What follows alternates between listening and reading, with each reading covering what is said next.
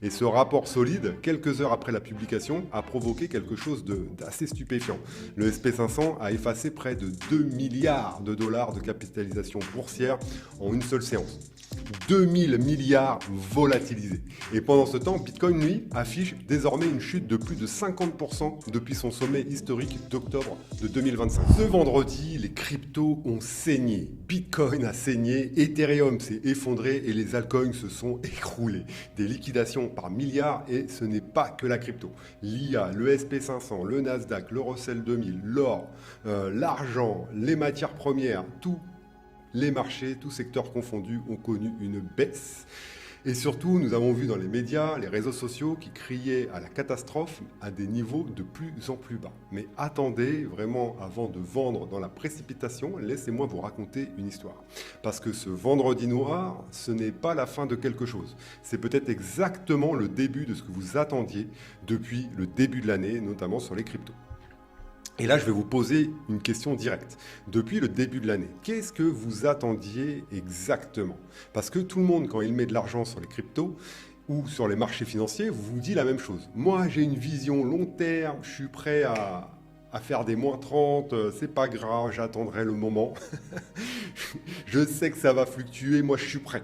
Et puis quand le marché chute, comme vendredi, quand on a un vendredi noir, eh bien, comme par magie, cette vision long terme, elle disparaît en quelques heures par cette sensation qu'on a de voir l'argent qu'on a mis auquel on tient diminuer. Et ça dit une chose, parce qu'en réalité, beaucoup de gens qui se croyaient investisseurs long terme, au fond d'eux, ne le sont pas vraiment. Ils ne sont pas prêts à tenir sur la durée. Ils n'arrivent pas à gérer cette émotion de panique, d'instinct de survie qui vous dit « protège ce que tu as, tu vas tout perdre ». Et c'est toujours la même histoire, et c'est humain. Je ne vous juge pas là-dessus, mais il faut être honnête avec vous-même sur ce que vous êtes vraiment en train de faire. Et justement, sur ce sujet, il y a quelqu'un que vous devez absolument écouter, qui est décédé malheureusement, mais c'est pour moi un des meilleurs investisseurs qui ait existé sur la planète. Il a traversé des dizaines de crises, des crashs, des vendredis noirs. C'est le célèbre associé de Warren Buffett, Charlie Munger. Écoutez bien ce qu'il dit dans cette vidéo. How worried are you by the declines in the share price of Berkshire Hathaway, the difficulties the Zero. company's in? This No? is the third time that Warren and I have seen our holdings in Berkshire go down, top tick to bottom tick, by 50%. I think it's in the nature of long-term shareholding, with the normal vicissitudes in worldly outcomes and in markets, that the long-term holder has his quoted value of his stock go down and then by, say, 50%. In fact, you can argue that if you're not willing to react with equanimity to a market price decline of 50% 2 or 3 times a century, you're not fit to be a common shareholder and you deserve the mediocre result you're going to get. Vous avez entendu ça? Gardez-le bien en tête pour la suite parce que c'est important. D'abord, posons le décor. Parce que la première erreur, c'est que croire que les cryptos se sont effondrés toutes seules dans leur coin. C'est faux. Et c'est exactement là que tout devient intéressant. Ce vendredi, Bitcoin a saigné, oui, mais regardez ce qui s'est passé ailleurs. Le SP500, qui représente l'économie américaine dans son ensemble, a sombré également. Le Nasdaq, qui représente les grandes valeurs technologiques mondiales, a également plongé. Et même l'or, que tout le monde considère comme la valeur refuge par excellence, a corrigé. Toutes les classes d'actifs, sans exception, ont pris cher, toutes. Et ça vous dit quelque chose d'essentiel sur ce qui s'est réellement passé. Ce n'est pas un problème propre à la crypto. On n'a pas eu de liquidation. MicroStrategy est toujours là. On n'a pas eu de drame. C'est quelque chose de bien plus large, de bien plus profond qui a frappé l'ensemble des marchés en même temps. Mais maintenant, la vraie question, c'est pourquoi ce vendredi précisément? Qu'est-ce qui a mis le feu aux poudres? Et la question va peut-être vous surprendre, parce que ce n'est pas une mauvaise nouvelle qui a tout déclenché. Ce vendredi matin, les États-Unis ont publié leur rapport mensuel sur l'emploi. Et le chiffre est tombé. L'économie américaine crée des emplois à un rythme soutenu. Les inscriptions au chômage restent basses. Le marché du travail tient bon. C'est une bonne nouvelle normalement. En temps normal, oui, mais les marchés financiers ne fonctionnent pas en temps normal. Ils fonctionnent en anticipation. Et ce rapport solide, quelques heures après la publication, a provoqué quelque chose d'assez stupéfiant. Le SP500 a effacé près de 2 milliards de dollars de capitalisation boursière en une seule séance. 2000 milliards volatilisés. Et pendant ce temps, Bitcoin, lui, affiche désormais une chute de plus de 50% depuis son sommet historique d'octobre de 2025.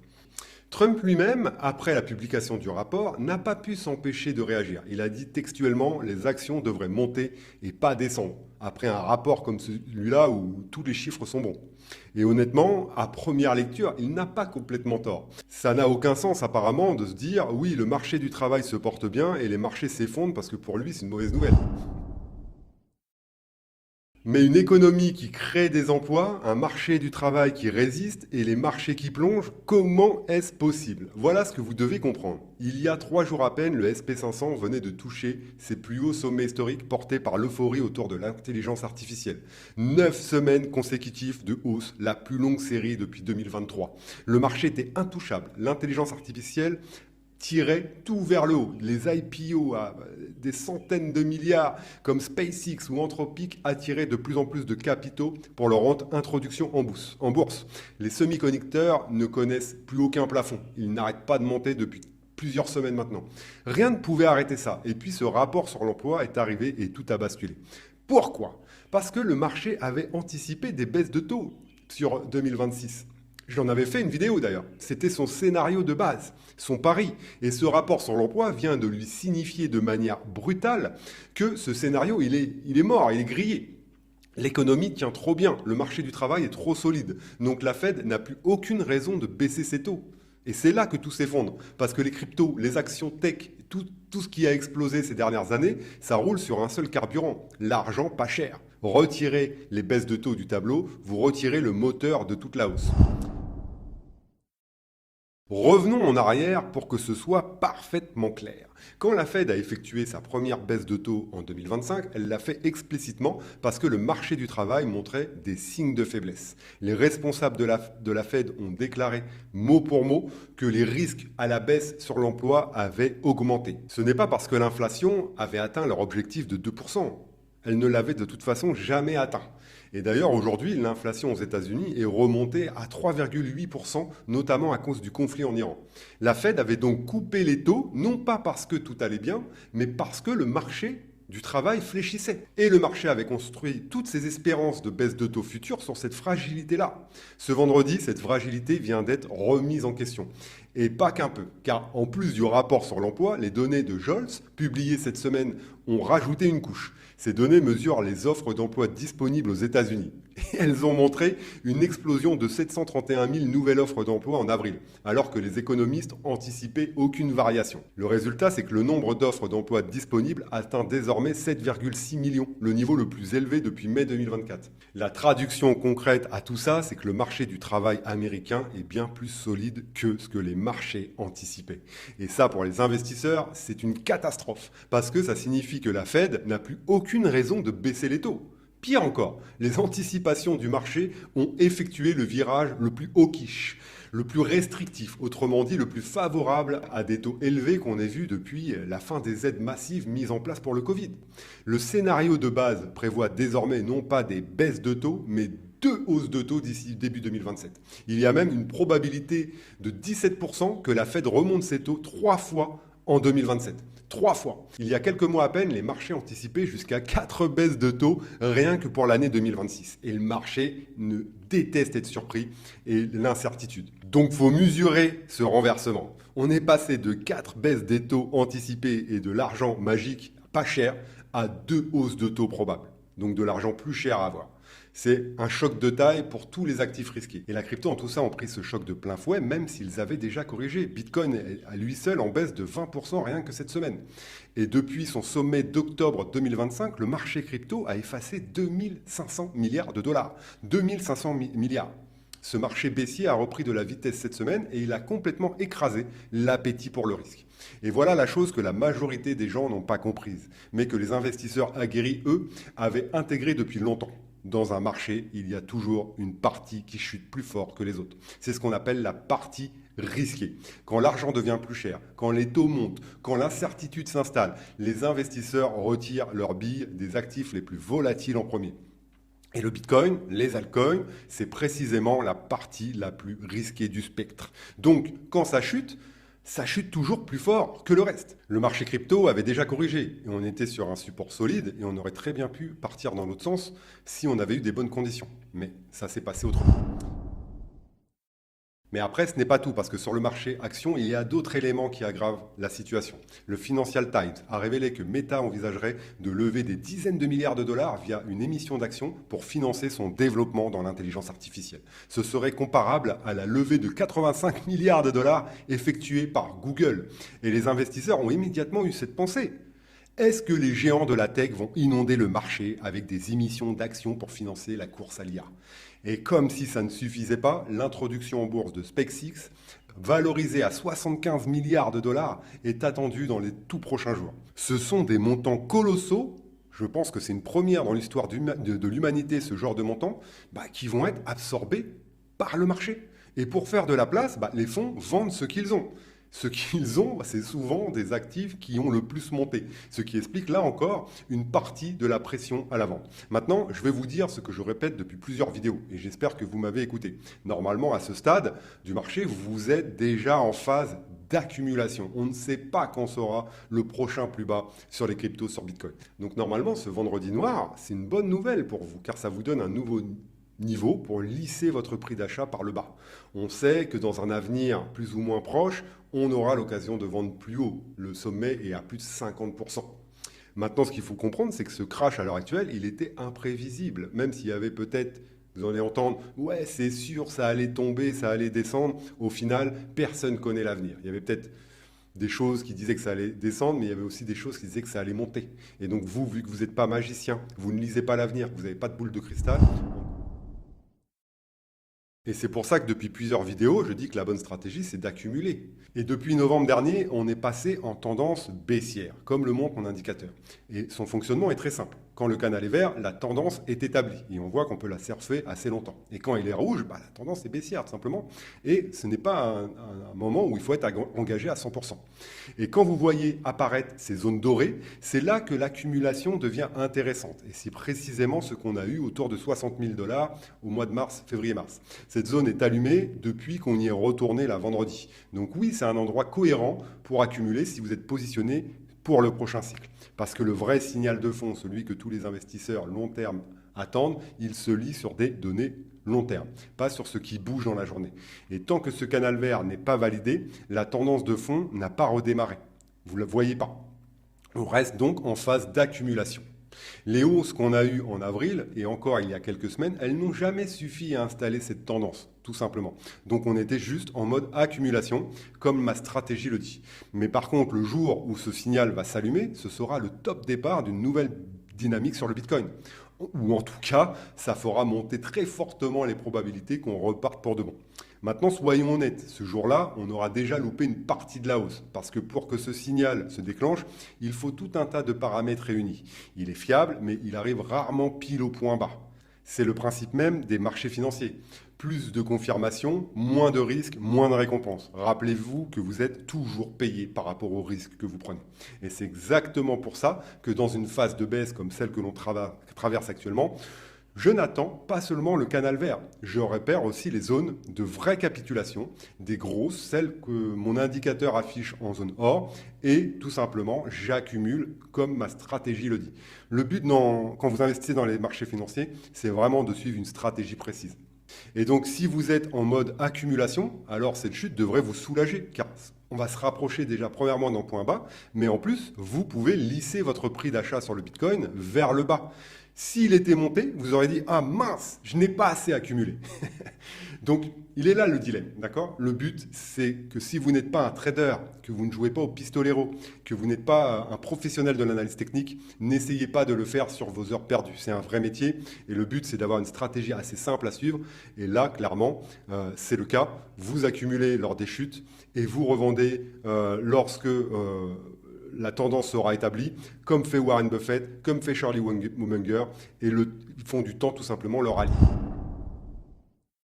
Maintenant, pour revenir au sujet, pour moi, ce reset, il est sain. il est même nécessaire. C'est lui qui fait le ménage, qui efface tous les excès, qui tue les projets qui ne servent à rien et qui liquide les leviers toxiques que les gens ont accumulés sans réfléchir. Un marché qui ne corrige jamais, c'est pas un marché solide, c'est une bulle. Et les bulles, ça explose. Ce n'est pas une question de si, c'est une question de quand. Et pour vous donner un exemple, je suis persuadé qu'à un moment donné, on aura cette bulle qui va éclater sur l'IA, les semi-conducteurs et toute cette euphorie autour de ce narratif. Maintenant, ce qu'il faut voir, c'est si cette correction va aller beaucoup plus loin que ce qu'on a déjà vu la semaine dernière, si c'était juste un premier coup avant la suite de la chute des marchés tradis, de l'IA et de tout ça. Mais ça, on le saura prochainement, et donc je vous invite quand même à la prudence dans votre investissement. Je pense qu'on va le savoir très vite. Maintenant, pour finir cette vidéo, je vais vous parler d'Ethereum. Car dans ma dernière vidéo, je vous ai dit qu'Ethereum était l'innovation pour moi du prochain cycle. Et d'ailleurs, ce prochain cycle serait drivé, conduit par l'adoption institutionnelle. Et du coup, Ethereum a pris cher, très cher. Il est revenu à 1550 $. Donc c'est vraiment des niveaux très bas. Mais aujourd'hui, je vous le dis clairement, j'ai exactement la même position pour tous les fondamentaux que je vous ai expliqués dans cette vidéo. Et si vous ne l'avez pas vu, vous devriez vraiment aller la regarder. Je suis convaincu que cet actif va devenir l'élément central de la finance de demain et que le prochain cycle sera conduit par l'adoption institutionnelle. C'est mon biais psychologique. Ne me croyez pas sur parole, faites vos recherches. Mais je crois en cette valeur et cet écosystème. Et je pense que cette valeur, vraiment, finira par se refléter dans son prix. Et la chute d'hier ne m'a pas fait douter une seconde. Au contraire, elle m'a confirmé que j'avais raison. Elle m'a confirmé que le cycle précédent, 2024-2025, était concentré sur Bitcoin. C'était le seul qui a fait une réelle adoption. Et la preuve, il n'a dévissé que de 50%. Alors que la plupart des autres cryptos sont déjà bien au-delà. Elles sont même revenues à leur niveau de 2021. Et ça veut dire une chose. Elle est très simple. Aucune valeur réelle n'a été créée sur ces projets. Aucune valeur réelle n'est ressortie. C'était juste du pump and dump orchestré par des VC, des gros fonds. Ils créent artificiellement une euphorie autour d'un projet, puis ils se servent des investisseurs comme une porte de sortie.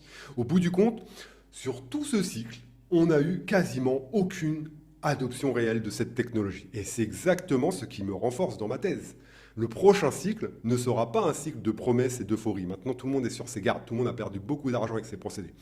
Pour moi, ce sera un cycle d'adoption institutionnelle et de vraie utilité de la blockchain. Et là, on a déjà tous les éléments sous les yeux. Les institutions sont en train de construire dessus, pas de spéculer, de construire réellement la finance de demain. C'est ça, selon moi, le prochain cycle, et c'est dans ce sens que je vais bâtir mon portefeuille pour la saison prochaine, j'allais dire, mais pour le prochain cycle des cryptos. Maintenant, honnêtement, je n'ai aucune idée de jusqu'où va descendre Ethereum, mais j'ai mon indicateur Maverick Signal qui va me donner les bonnes informations au bon moment. Mais le plus important là-dedans, c'est que je sais que j'aurai la possibilité de le vendre à des niveaux bien plus hauts. Et il y a juste le temps qui me sépare de ce moment-là. Maintenant, ne me croyez vraiment pas sur parole, hein, ce serait une erreur, car sans conviction vraiment solide, le genre de vendredi qu'on a eu où on casse des supports, des supports, ça va vous faire vendre en panique. Et en plus, vous allez m'insulter de tous les noms en me disant mais c'est qui ce mec, c'était quoi son truc, car vous n'avez pas fait vos propres recherches. N'oubliez pas que vous faites vos choix, c'est votre argent, utilisez-le avec sagesse et faites vos recherches pour savoir dans quoi vous mettez vos pieds. Enfin voilà, toute la leçon de ce vendredi noir, ce ne sont pas les cryptos qui sont en train de mourir, contrairement à ce que j'ai pu entendre dans les médias ou sur les réseaux sociaux, c'est tout simplement tout le risque qui se vide en même temps et les actifs risqués, c'est ce qui a chuté le plus fort, donc les cryptos. C'est loin d'être une catastrophe, c'est un signe qu'on se rapproche, encore une fois, du plus bas. C'est un signe qu'un reset est en cours et un vrai investisseur, il ne subit pas ce reset, il attend. Il a gardé du cash pendant toute la phase baissière exactement pour pouvoir frapper au bon moment et accumuler pendant que la majorité doute et panique. Est-ce qu'on va avoir raison tout de suite ? Pas forcément, mais sur la durée, généralement, on s'en sort bien avec cette stratégie. Alors, je vous pose la question, franchement, vous êtes en mode accumulation actuellement ou vous attendez encore avant de prendre position qu'on aille plus bas? Dites-moi ça en commentaire, je suis vraiment curieux de savoir la stratégie de quelqu'un. Maintenant, si vous voulez aller plus loin dans votre analyse, j'ai regroupé toute ma méthode dans un kit gratuit où j'utilise l'IA pour lire ce marché. C'est vraiment quelque chose qui m'aide tout le temps au quotidien et dans mes choix. Le lien est donc en description et vous pouvez y avoir accès gratuitement. Voilà, c'est tout pour aujourd'hui. Et si la vidéo vous a apporté quelque chose, vous savez ce qu'il vous reste à faire, un petit like et l'abonnement. Ça m'aide vraiment beaucoup. Et puis voilà, je pense qu'on a tout dit. Je vous dis à la prochaine. Ciao.